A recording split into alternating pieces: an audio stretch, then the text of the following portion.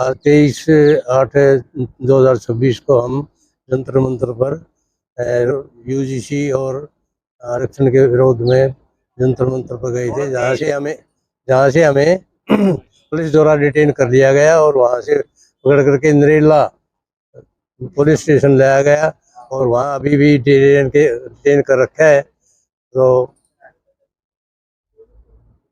अभी तक वहाँ से भी हमारी रिहाई नहीं हुई है। हमारा उद्देश्य ये था कि ये जो यूजीसी जो एक्ट बना हुआ है इसको रोल बैक कराएं और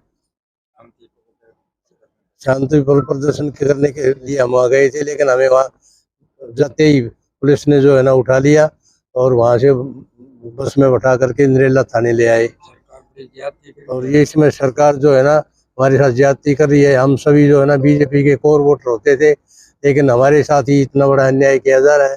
जहाँ तक आरक्षण की बात है, आरक्षण होना चाहिए तो किसी कोई जाति विशेष के लिए आधार नहीं होना चाहिए, उसका आधार होना चाहिए गरीबी। और क्यों गरीब किसी भी जाति में हो सकता है, इसलिए हमारा कहना यह है कि ये आरक्षण जो है गरीबी के आधार पर मिलना चाहिए। इस बारे में सरकार को विचार करना चाहिए। यदि ऐसा नहीं हुआ तो हम बीजेपी का कोर वोटर बिल्कुल बीजेपी के खिलाफ जाएंगे। और जहाँ तक SC/ST एक्ट की कानून की बात है, उसमें भी बहुत से ऐसे नियम हैं जिसमें बिना मतलब के आदमी को फंसा दिया जाता है। और ऐसे ऐसे उदाहरण है कि 20-20 साल की कैद काट करके आए हैं लोग, और लेकिन उनको कोई ना किसी प्रकार का मुआवजा मिला है, ना किसी प्रकार की कोई हेल्प मिली है। और जो झूठी शिकायत करता है उसका कोई दंड नहीं, उसका कोई अपराध नहीं।